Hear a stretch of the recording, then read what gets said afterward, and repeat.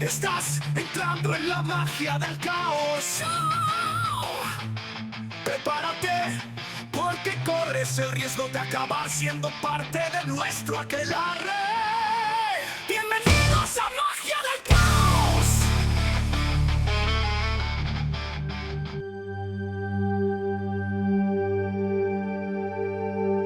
Bienvenidos al capítulo 17 de Magia del Caos.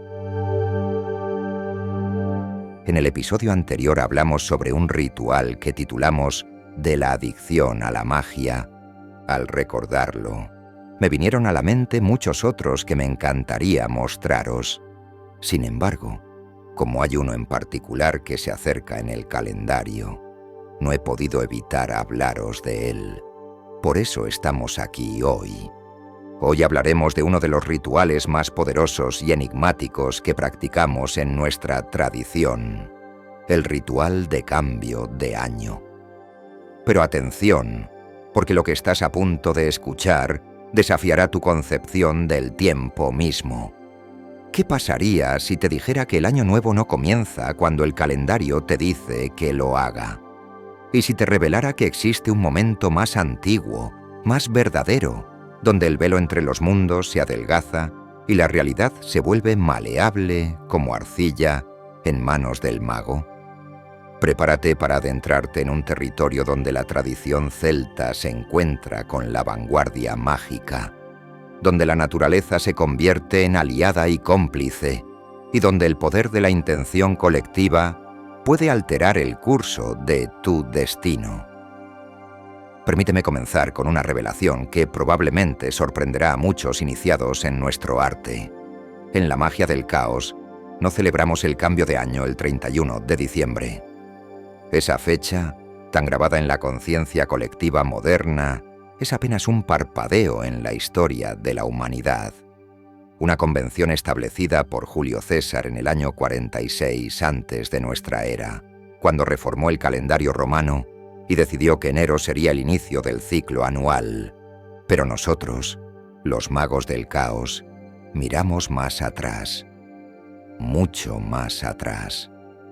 Nuestro ritual de cambio de año se celebra el 31 de octubre, en la noche de Samhain, la festividad celta que durante milenios marcó el verdadero umbral entre lo viejo y lo nuevo. Los antiguos celtas comprendían algo que la modernidad ha olvidado: que el fin del año no debía celebrarse en el frío estéril del invierno profundo, sino en el momento preciso en que la naturaleza misma se prepara para su gran transformación. Samhain, cuyo nombre significa literalmente fin del verano, era el momento en que los celtas reconocían la muerte de un ciclo y la gestación del siguiente.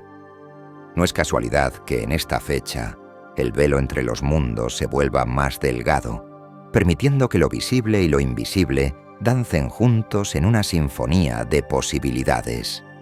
Es el momento perfecto para que un mago trace nuevos sigilos en el tejido de la realidad. Y aquí viene lo verdaderamente fascinante. Al elegir esta fecha en lugar de la convencional, estamos ejerciendo uno de los principios fundamentales de la magia del caos. La realidad es consensuada y, por tanto, hackeable. Si suficientes personas deciden que el año comienza en enero, entonces así es, para ellos. Pero nosotros elegimos otra corriente, otra frecuencia temporal más alineada con los ritmos ancestrales de la Tierra. Ahora, permitidme revelaros cómo algunos de los magos de la magia del caos llevamos a cabo este antiguo y enigmático ritual. El ritual no es un evento de una sola noche. Es una inmersión total que requiere 3 días completos. 3 días en los que nos extraemos deliberadamente del mundo cotidiano para habitar un espacio liminal, un territorio que existe entre lo mundano y lo mágico. Nos reunimos en una cabaña perdida en la sierra. El lugar exacto cambia cada año. Nunca volvemos al mismo sitio 2 veces. Esto es intencional. La magia del caos rechaza la cristalización el estancamiento. Cada ritual debe ser único. Cada año debe encontrar su propio escenario. El primer día está dedicado a la búsqueda. Tras llegar a la cabaña y establecer nuestro campamento base, nos adentramos en la naturaleza como exploradores en territorio desconocido.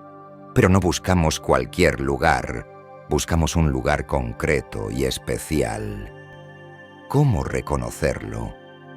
Aquí es donde la magia comienza a manifestarse de formas sutiles. Cada mago desarrolla con el tiempo una sensibilidad particular, una especie de radar interno que resuena cuando el espacio es propicio. Es como si la tierra misma susurrara. Aquí. Este es el punto donde la energía fluye correctamente. Hay, sin embargo, un requisito no negociable. El lugar debe estar cerca de una fuente de agua, un río que serpentea entre las rocas, un lago que refleja el cielo como un espejo líquido, un manantial que brota de las entrañas de la montaña. El agua es fundamental por múltiples razones. En términos esotéricos, representa el elemento de la emoción, la intuición, el subconsciente. Es el medio conductor perfecto para la energía mágica. Pero también tiene una función práctica. El sonido del agua en movimiento crea un estado alterado de conciencia, una frecuencia acústica que facilita el trance y la concentración. La búsqueda del lugar puede tomar horas. Caminamos en silencio, cada uno siguiendo su propia intuición, hasta que alguien siente la llamada. Entonces nos reunimos todos en ese punto, y cada mago verifica con sus propios sentidos si el lugar es adecuado. Debe haber consenso. Si aunque sea uno solo de los participantes siente que el espacio no es el correcto, continuamos buscando. Este consenso es crucial. En la magia del caos, el poder del grupo amplifica exponencialmente la efectividad del ritual, pero solo si todos estamos verdaderamente alineados. El segundo día es cuando la magia comienza a materializarse de forma tangible. Es el día del ritual propiamente dicho, y créeme cuando te digo que la cantidad de parafernalia, simbolismo y tradiciones que rodean este evento puede resultar impactante, incluso para practicantes experimentados. Pero antes de llegar al ritual colectivo, cada participante debe completar una tarea profundamente personal e íntima, la creación de su sigilo. Aquí es donde nuestra práctica diverge radicalmente de los sigilos tradicionales que normalmente asociamos con la magia del caos. No usamos papel, ni tinta, ni símbolos abstractos dibujados en un grimorio. Los sigilos de Samhain se construyen exclusivamente con elementos de la naturaleza. ¿Por qué? Porque en este ritual específico buscamos establecer una conexión directa con las fuerzas primordiales del mundo natural. Queremos que nuestras intenciones no solo existan en el plano mental o astral, sino que se anclen físicamente en la materia orgánica del mundo. Piedras, ramas, hojas, tierra, musgo, plumas, semillas. Cada elemento natural lleva consigo millones de años de información, de memoria ancestral. Al usar estos materiales, no estamos simplemente creando un símbolo, estamos tejiendo nuestra intención dentro de la red viviente del ecosistema. El proceso es profundamente meditativo. Cada mago se aleja del grupo y encuentra su propio espacio en la naturaleza. Allí, en soledad, comienza a recolectar los materiales que resuenan con su intención. Y aquí surge algo hermoso: la diversidad absoluta de los sigilos.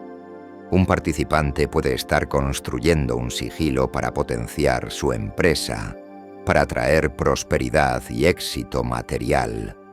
Su construcción podría involucrar piedras sólidas y pesadas, dispuestas en patrones geométricos que sugieren estructura y crecimiento.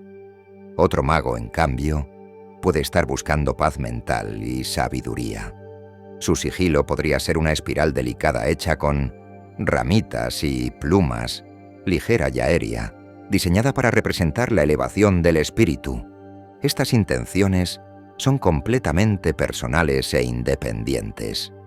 No hay coordinación previa, no hay discusión sobre qué quiere lograr cada uno. Esta es una de las características más potentes de nuestro ritual. La diversidad de objetivos, unida en práctica sincronizada, genera un campo energético de complejidad y poder extraordinarios. Piénsalo como una orquesta sinfónica. Cada músico toca su propia parte, su propia melodía. El violinista no necesita conocer exactamente qué notas tocará el cellista, ni el trompetista necesita coordinar cada frase con el pianista. Sin embargo, cuando todos tocan juntos, siguiendo la misma estructura temporal, el resultado es infinitamente más poderoso que la suma de sus partes individuales. Lo mismo ocurre con nuestros sigilos. Cada intención personal, cada deseo individual, se convierte en un hilo dentro de un tapiz mayor. Y cuando estos hilos se entrelazan durante el ritual, cuando la energía de todos fluye en la misma dirección temporal y espacial, se genera algo que solo puedo describir como un vórtice de posibilidad pura. He presenciado manifestaciones extraordinarias en estos rituales, participantes que buscaban claridad mental experimentando insights profundos que transformaron completamente su comprensión de situaciones complejas. Magos que trabajaban sigilos para sus negocios, recibiendo, en los meses siguientes, oportunidades que parecían surgir de la nada, como si el universo mismo conspirara para materializar sus intenciones. Y lo más fascinante, sincronicidades entre participantes, descubriendo meses después que sus intenciones aparentemente separadas se habían entrelazado de formas inesperadas, beneficiándose mutuamente. Cuando los sigilos están completos, cuando cada mago ha cristalizado su intención en materia orgánica, nos reunimos en el lugar elegido el día anterior. La puesta de sol marca el comienzo. No es arbitrario. El crepúsculo es otro umbral, el momento entre el día y la noche, entre la luz y la oscuridad. Los umbrales en magia son portales de poder. Son los momentos y lugares donde las categorías se difuminan, donde las reglas habituales de la realidad se vuelven más flexibles. Cada participante trae su sigilo al círculo. Los colocamos alrededor del espacio ritual, creando un mandala viviente de intenciones. El contraste visual es impresionante. Estructuras de piedra junto a delicadas construcciones de hojas, espirales de ramitas cerca de montículos de tierra y semillas. Es como si pudieras ver físicamente la diversidad del deseo humano. La parafernalia del ritual incluye elementos tradicionales que conectan nuestro trabajo con prácticas ancestrales. Velas que representan el fuego, el elemento de la voluntad y la transformación. Incienso, hecho con hierbas recolectadas en la propia montaña, cuyo humo traza líneas invisibles entre los mundos. Instrumentos de percusión que marcan un ritmo constante, un latido que se sincroniza con el pulso de la tierra y eventualmente con nuestros propios corazones. Comenzamos con un estado de gnosis. Para quienes no están familiarizados, el gnosis es el estado alterado de conciencia que permite al mago del caos acceder a niveles más profundos de su psique, donde la voluntad puede imprimirse directamente en el sustrato de la realidad. Hay muchas formas de alcanzar gnosis. Algunos usan la meditación prolongada, otros la hiperventilación, algunos el baile extático o la repetición de mantras hasta que el significado se disuelve y solo queda el sonido puro. En nuestro ritual de Samhain usamos una combinación de técnicas.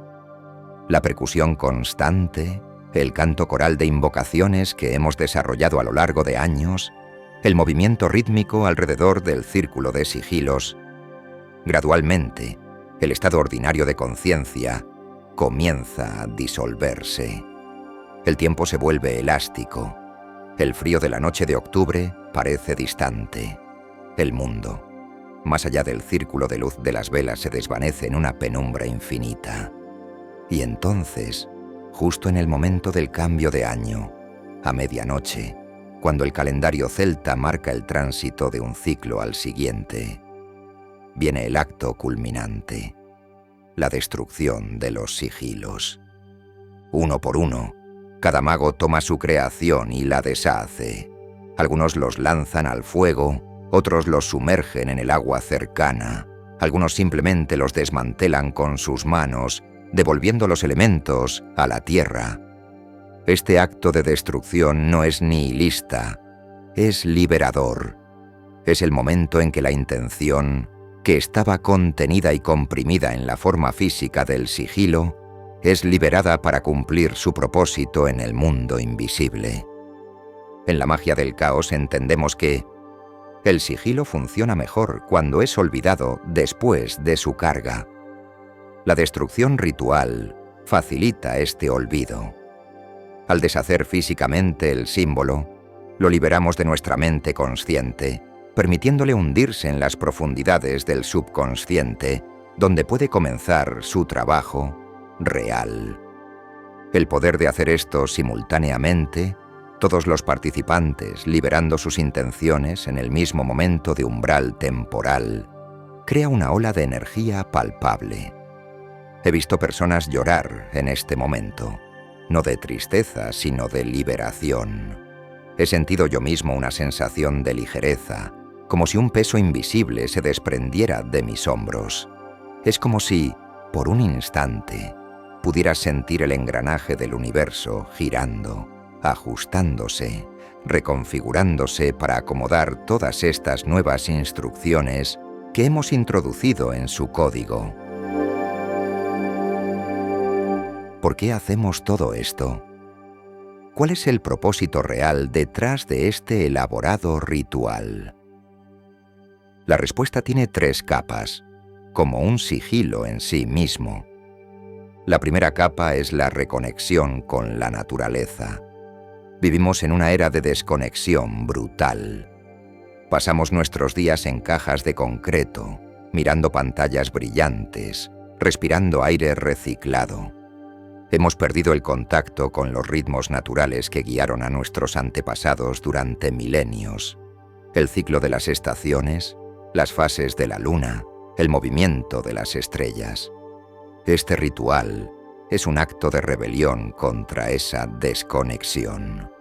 Durante 3 días habitamos la naturaleza no como turistas, sino como participantes. Sentimos el frío, el viento, la humedad. Escuchamos los sonidos nocturnos del bosque, tocamos la tierra con nuestras manos desnudas, y en ese proceso, algo dentro de nosotros que estaba dormido comienza a despertar. La segunda capa es honrar a nuestros antepasados.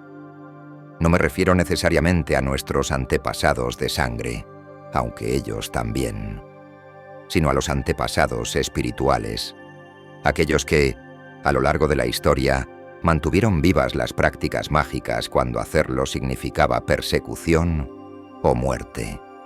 Los druidas celtas que celebraban Samhain en los bosques sagrados. Las brujas medievales que guardaron el conocimiento en secreto. Los magos renacentistas que codificaron la sabiduría oculta en textos cifrados.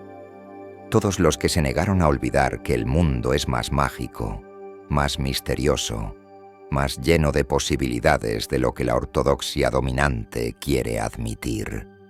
Al practicar este ritual, nos convertimos en un eslabón más en esa cadena ininterrumpida de práctica mágica.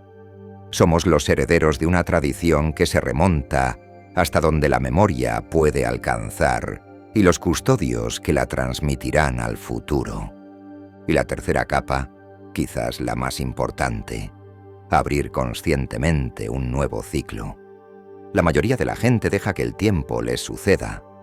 El año termina comienza otro, y simplemente continúan como si nada hubiera cambiado. No hay intención, no hay ritual, no hay punto de inflexión consciente. Nosotros rechazamos esa pasividad. En la magia del caos, entendemos que la conciencia y la intención son las herramientas más poderosas que poseemos. Al dedicar 3 días completos a cerrar un ciclo y abrir otro, al crear y destruir sigilos que representan nuestros deseos para el año venidero, al hacerlo en un momento de poder temporal como Samhain, estamos ejerciendo nuestra voluntad sobre el flujo del tiempo mismo. No estamos simplemente dejando que el viejo año se desvanezca, lo estamos despidiendo ceremonialmente, agradeciéndole sus lecciones y sus pruebas. No estamos simplemente esperando a ver qué traerá el nuevo año. Estamos programando activamente las semillas que queremos que florezcan en él. Es un acto de soberanía personal y colectiva. Es decirle al universo, somos conscientes, somos intencionales, somos magos. El tercer día después del ritual es un día de integración y reflexión. No partimos inmediatamente de regreso a nuestras vidas cotidianas. Ese sería un error, un corte demasiado abrupto entre lo mágico y lo mundano.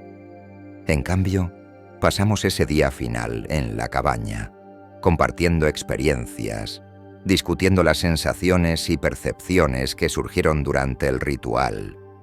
Algunos cocinan, otros simplemente descansan junto al fuego. Hay una sensación de camaradería profunda, el tipo de vínculo que solo se forma cuando las personas han compartido algo genuinamente significativo. Y luego, gradualmente, comenzamos a prepararnos para el regreso. Limpiamos la cabaña, nos aseguramos de no dejar rastro en el lugar del ritual. Este principio, no dejar rastro, es importante. La naturaleza nos acogió, nos proporcionó el espacio y los materiales para nuestro trabajo. Lo mínimo que podemos hacer es tratarla con respeto, dejarla como la encontramos o incluso mejor. Cuando finalmente regresamos a nuestras vidas cotidianas, llevamos algo con nosotros. No es algo tangible, no es algo que puedas mostrar o explicar fácilmente a alguien que no estuvo allí. Es una sensación de renovación, de posibilidad, de estar alineado con algo más grande que tú mismo. Y por supuesto, llevamos también nuestros sigilos destruidos, que ahora existen solo como semillas en el subconsciente, trabajando silenciosamente bajo la superficie de la conciencia ordinaria, reorganizando sutilmente la realidad para manifestar nuestras intenciones. En los meses que siguen, prestamos atención. Observamos las sincronicidades, los patrones inesperados, las puertas que se abren aparentemente por casualidad. Y frecuentemente, muy frecuentemente, vemos los resultados de nuestro trabajo en Samhain, manifestándose de formas que nunca podríamos haber predicho exactamente, pero que reconocemos como la respuesta del universo a nuestras intenciones. Antes de cerrar, quiero profundizar en algo que he mencionado pero que merece mayor atención: el poder único de este ritual colectivo. En la magia del caos, tradicionalmente se enfatiza la práctica individual. El mago solitario en su templo improvisado, cargando sigilos en privado, experimentando con estados alterados de conciencia en soledad. Y hay un inmenso valor en este enfoque.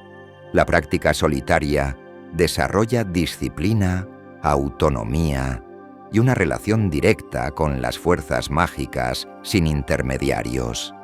Pero el ritual de Samhain nos recuerda algo que las tradiciones más antiguas siempre supieron. La magia colectiva tiene su propia cualidad especial, su propio tipo de poder que no puede replicarse en solitario. Cuando varios magos trabajan juntos, cada uno con su propia intención, pero todos sincronizados en tiempo y espacio, se crea un campo de interferencia constructiva. Imagina ondas en el agua.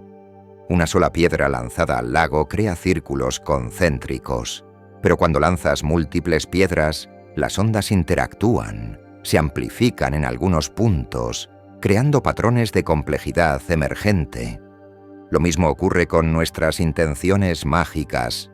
Cada sigilo individual genera su propia onda en el campo de posibilidades. Pero cuando múltiples sigilos, múltiples intenciones, se liberan simultáneamente en el mismo espacio ritual cargado, las ondas se entrelazan, se potencian mutuamente, y el efecto total es exponencialmente mayor que la suma de sus partes. Además, hay algo psicológicamente poderoso en saber que no estás solo en tu práctica. En una cultura que frecuentemente marginaliza o ridiculiza la magia, reunirte con otros practicantes, ver sus rostros iluminados por el fuego, sentir la convicción colectiva, es profundamente validador y energizante. Y así, hemos llegado al final de este viaje a través de este ritual que practicamos en la magia del caos. Hemos atravesado 3 días de inmersión en la naturaleza. Hemos creado sigilos con las propias manos de la tierra. Hemos participado en la destrucción ceremonial que libera intenciones al cosmos. Y hemos reconectado con ritmos ancestrales que nuestra civilización moderna ha intentado olvidar. Pero este final es también un comienzo, como lo es Samhain mismo. Cada conclusión contiene en sí la semilla de un nuevo inicio. En el próximo capítulo, continuaremos nuestra exploración en la magia del caos, adentrándonos en otros territorios donde la realidad se vuelve maleable y la voluntad se convierte en arquitectura del destino. Pero por ahora, te dejo con una pregunta. Si tuvieras la oportunidad de marcar conscientemente el cierre de un ciclo y la apertura de otro, ¿qué intención cargarías en tu sigilo? ¿Qué semilla plantarías en el umbral entre lo viejo y lo nuevo?